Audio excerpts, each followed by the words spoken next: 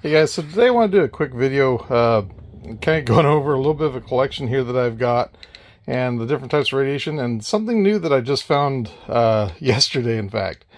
So as many of you know, I started out with the GQ, what was this, the 320S. This was the one I used the most for the last year. It's great for finding beta and gamma, but not for alpha. So, you know, for when it comes to like the Fiesta pottery, you got to be right on it. You detect it a little bit from a distance, but not by much. But right on it, you can really tell it. But when it came to like different color pottery, like say like this cookie jar,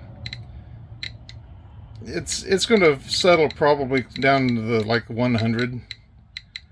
When you're just out searching in a store, you're not going to really detect it up, you know, unless you're right up on it and just hold it there for a while.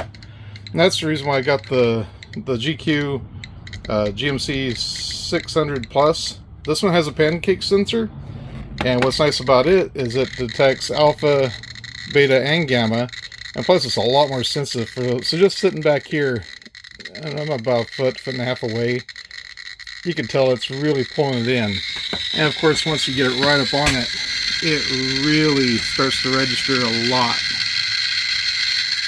This plate was probably one of the highest radioactive items that I had up until recent, until yesterday actually. But you know, it's pretty touchy that way. But the other thing was, when it came to the cookie jar, you can tell it a whole lot easier than you could otherwise. Now let me show you what I found yesterday, totally by accident.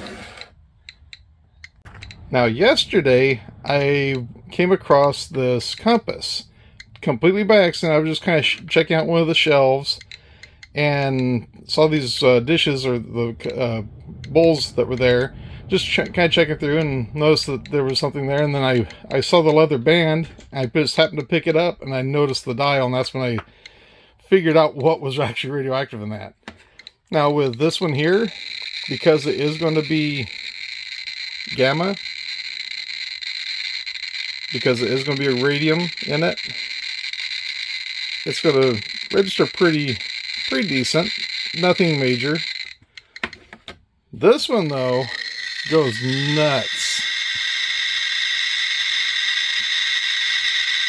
I'm not for sure on radium if it's alpha, gamma, beta, everything at once, but all I know is it really cranks up.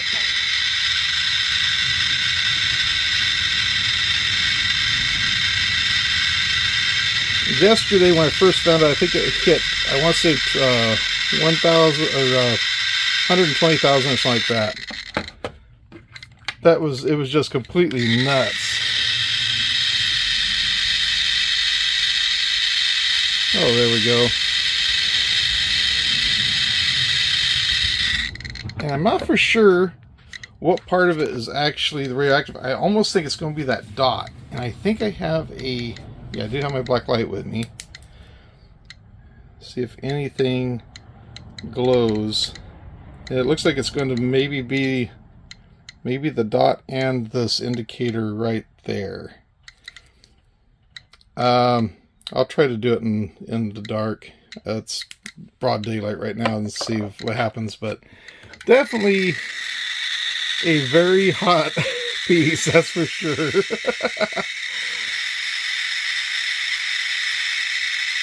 It's perhaps the most radioactive thing I have at the moment, and it's something I'm not going to keep around close by. I'm going to wrap it up, put it away. But the fact that it was just sitting out on a shelf, not in a case or anything, was just nuts to me. And it was like a really good deal at $10.50. I couldn't pass it up. But could you imagine being the person wearing this? I'm guessing it was from probably military, I'm guessing. I mean, even the back side of it, that would be up against your wrist, it's not severely high. But if you're wearing this thing day in and day out, Especially if you are just, you know, you're just facing this towards you, you're just getting bombarded by the gamma, I'm sure. That's just nuts. Anyway, guys, I just wanted to share that with you. I do have 2 aircraft gauges I never checked with my new Geiger counter. I need to check those out and just see. I don't think they're going to register as high as that, though. That's pretty high. Who knows, though? I'll dig them out soon. I'll do another video on it. But guys, thank you so much for watching. Take care. I'll catch you in the next one.